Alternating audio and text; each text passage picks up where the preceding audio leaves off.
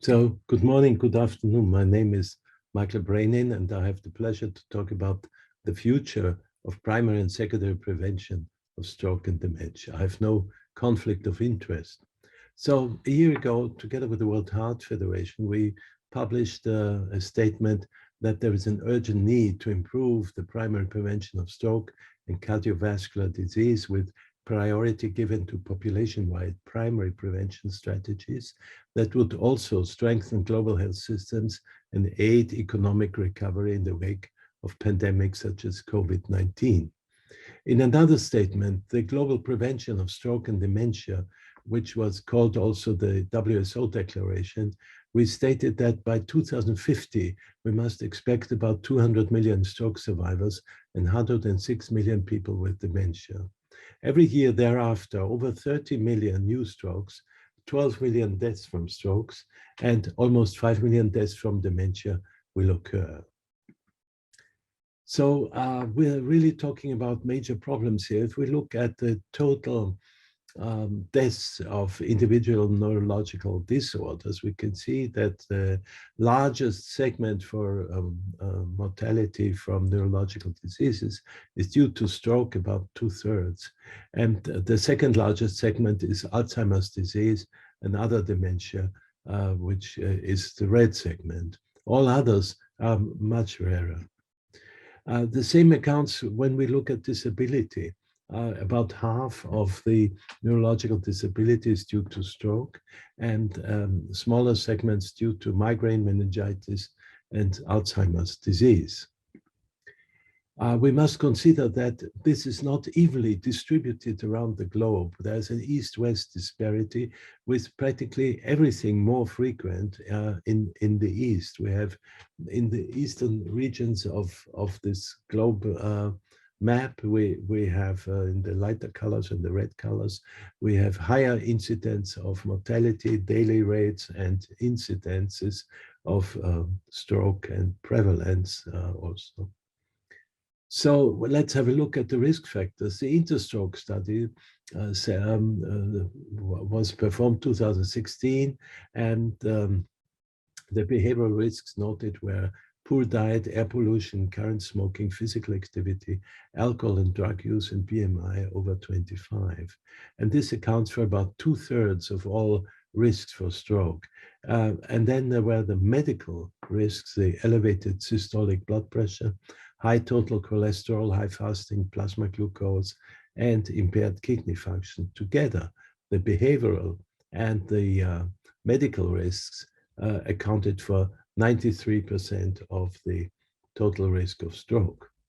Similar results were seen from the Global Burden of Disease study, which drew their data from a much larger cohort of populations. And it measured about 72% metabolic risks, 66% behavioral factors, and the largest single risk factor, arterial systolic hypertension, with 57%. So all together, about 90% of all risk factors accounted for the global stroke burden. Something we're not so familiar with is the contribution of air pollution, which is now seen at about every third stroke. There is some contribution of indoor and outdoor air pollution. And again, there's a disparity around the world with darker colors. You can see it on the bottom line. The dark colors denote a higher prevalence in Central and Western Africa, but also all over Asia. Interestingly, the brain tissue, which is the blue line plotted against the average annual PM2.5 exposure, is more sensitive to pollution damage, as is the heart, which is the red line. So the brain is a very sensitive tissue towards damage due to air pollution, PM2.5 particles. Altogether, it's the bundle of risk factors and protective factors and their interplay which decide about the fate, whether at one point later in life we will suffer a stroke or dementia or both or none of both. So it starts with genetic factors at the beginning, ApoE, and goes to adult and midlife and late life and so on. If this is true, then also the reverse is true, which means that if we reduce 5 main risk factors to an ideal level, we can achieve a highly significant reduction of incidence.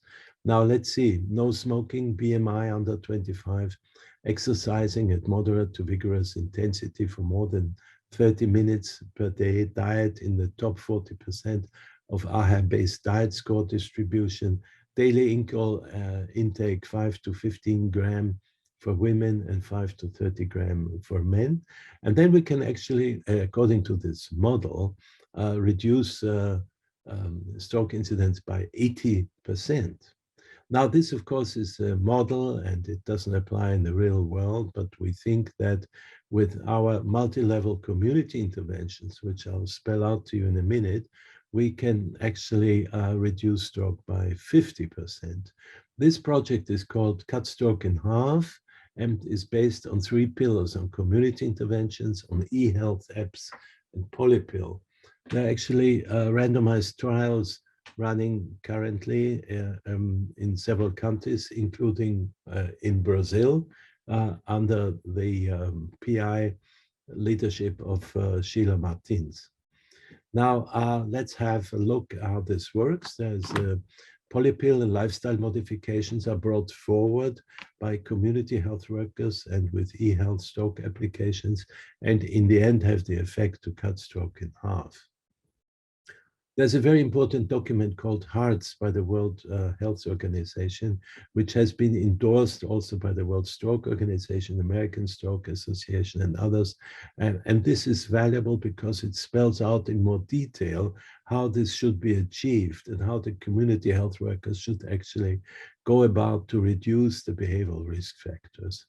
We can see that the community health workers, especially in low and middle income countries, are highly effective in reducing systolic blood pressure, as you can see from this forest plot here, combining the available randomized trials. The same is true for diastolic blood pressure. So the community health workers are very powerful and very important to achieve these aims. In addition, we have the Ehealth App, and I'll just show you this graph, which illustrates that with these e-health apps, such as the stroke riskometer, we can reach very remote parts of the world because most people nowadays have smartphones also in smaller places. So with this stroke riskometer app, which has actually been field tested and shown to be effective in reducing behavioral risks, it can also be used individually or for a group of people. And finally, the polypill for primary prevention of stroke is an older concept, which nowadays usually consists of a combination of several small dose antihypertensives and a statin for primary stroke prevention.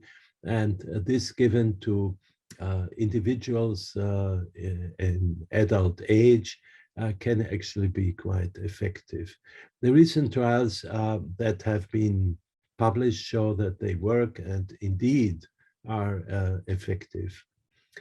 This is older forest plot showing the efficacy and tolerability of polypills, and this shows the effect on systolic blood pressure reduction, which is highly significant, and also the effect on total cholesterol reduction, reduction of LDL. Also, newer studies, including the Iran trial and the Hope 3 evaluations, and one study in the US in underserved populations showed the same thing. Now, what is the link to dementia? In this graph, developed by Didier Leys and his group, we can see that during the lifespan, which is plotted at the bottom, at some point there may be an inclination for preclinical Alzheimer's disease to develop. And at some point in time later in life, this will cross the threshold of dementia and there will be a clinical onset of Alzheimer's disease. If at an earlier point stroke occurs, we can see that this threshold of dementia is crossed at an earlier point in lifespan, earlier than would have been the case if there had been no stroke. So we can see that stroke actually accelerates the clinical manifestation of Alzheimer's disease, which is very important because older people usually have regularly vascular lesions in the brain. So we say the best way of preventing Alzheimer nowadays is the prevention of stroke in old age. Let me say a word about the method of prevention. You can see at the very right bottom that there is a high risk segment, and this is usually what the prevention is focused on. It's an individual high risk prevention strategy, which is very much focused on medical doctors, but the low to moderate risk population, which is much more frequent within the population, is not considered in national prevention programs, or hardly ever. And we can see if we want to reduce stroke incidence in the population, we have to develop also prevention programs for low to moderate risk people, because among this population, most strokes will occur, although they have less risk. So that's why in our document on global prevention of stroke and dementia, we say that an emphasis must be given on population-wide strategies. We also say that we should abandon the heat maps, the categorization of people in low, moderate, and high risk. We should advocate a holistic prevention approach, because we give the low-risk people a false reassurance and they think they have actually no risk. So ideal combining community interventions with pharmacological interventions, such as the polypill, and non-pharmacological interventions, such as lifestyle modifications via the stroke riskometer app and so on, in people at risk of stroke, will actually achieve this goal of reducing, cutting stroke by half. Now, that's why we concluded that as we estimate that the recommended multi-sectoral population approach, which includes government, non-governmental organizations, healthcare policymakers, and healthcare providers, that this would reduce stroke incidence by 50% and dementia incidence by at least 30%, while also decreasing incidence from other non-communicable disorders that share common risk factors with stroke, thus saving millions of lives worldwide. Additionally, this approach would save hundreds of billions of dollars annually. Actually, we recently estimated that this nears the $1 trillion mark, and this should be reinvested to improve health services, preventive programs, and health-related research.